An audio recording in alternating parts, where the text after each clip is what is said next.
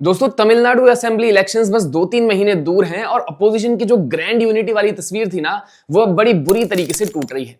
ये जो India alliance वाली गप इन्होंने बनाई थी, वो ऊपर से बड़ी चमकदार दिखती है, लेकिन अंदर से इनके धागे उधड़ चुके हैं। इंडिया अलायंस जिसे कांग्रेस ने एक बड़े सपने की तरह लॉन्च किया था, आज उसी अलायंस में कांग्रेस खुद दरवाजे पर खड़ी होकर के अंदर बैठने की परमिशन मांग रही है। तमिलनाडु में कांग्रेस के एमपीज कार्ति चिदम्बरम और मणिकम टैगोर खुलेआम डीएमके से बोल रहे हैं कि सर, सीट शेयरिंग के लिए बातचीत जल्दी शुरू होनी चाहिए। उनके लिए ये सिर्फ नेगोशिएशन नहीं है, ये सर्वाइवल है। कांग्रेस 28 से 35 सीट्स चाहती है, मिनिस्ट्रियल बर्थ चाहती है और सबसे ज्यादा गवर्नेंस में रियल पावर शेयरिंग चाहती है। बेचारों का फ्रस्ट्रेशन साफ है कि सालों से हमने सपोर्ट दिया, लेकिन सत्ता की थाली में हिस्सेदारी के नाम पर सिर्फ सूखी रोटी और नमक मिला। लेकिन दूसरी तरफ डीएमके है। चीफ मिनिस्टर एमके स्टालिन की पार्टी जो कान पे जू रहेंगे बिना कह रही है कि इलेक्शन कमीशन डेट्स अनाउंस करे तब देखेंगे। मतलब कि कांग्रेस इंजन स्टार्ट करके बैठी और डीएमके इसमें किसी भी तरीके का कोई भी पॉइंट ऑफ इंटरेस्ट नहीं देख रही है। असल में ऐसा है कि कांग्रेस की तमिलनाडु में अपनी कोई ताकत तो है नहीं। वो अकेले लड़ेंगे ना तो 5-10% वोट्स भी मुश्किल से मिलेंगे। डीएमके के साथ अलायंस करके ही वो सीटें और मंत्री पद हासिल कर पाती है। डीएमके का डिले भी सिर्फ डिले नहीं है, वो एक पॉलिटिकल कैलकुलेशन है। पार्टी को डर है कि अगर सभी सीट शेयरिंग और पावर शेयरिंग की बातें खुली तो वेलफेयर स्कीम्स का नैरेटिव जो है वो डिस्टर्ब हो जाएगा और अलायंस के अंदर ही कलह शुरू हो जाएगी।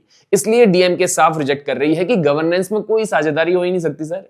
ऐसे में नए खिलाड़ी जैसे कि एक्टर विजय की टीवी के जैसे दल जो है कांग्रेस को ल्योर कर रहे हैं कि सर आप हमारे पास आ जाओ, 60+ सीट्स ले लो, कैबिनेट रोल्स भी मिलेंगे आपको। सोचिए, ऐसा टाइम आ गया है कि तमिलनाडु जैसे स्टेट में जहां डीएमके और कांग्रेस हिस्टोरिकली स्ट्रांग रहे हैं, वहां बेसिक टॉक्स ही नहीं हो पा रहे। तगड़ा नेशनल स्ट्रक्चर है भाई इंडिया अलायंस का। अभी ग्राउंड रियलिटी ये है कि आज फरवरी 10, 2026 तक कोई भी फैसला नहीं लिया गया है। अब इस पूरे बवाल के बिल्कुल ही अपोजिट में खड़ी है बीजेपी।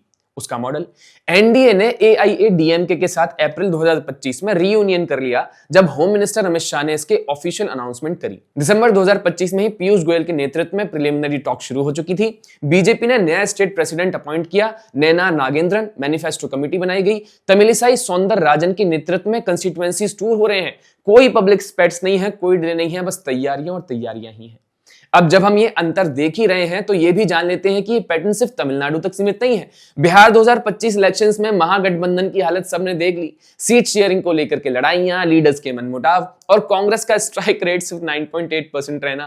कांग्रेस के चक्कर में बेचारे लालू और तेजस्वी की भी 2-4 सीटें कमी हो गई होंगी, जब एनडीए ने 200 से ज्यादा सीट्स हासिल कर ली।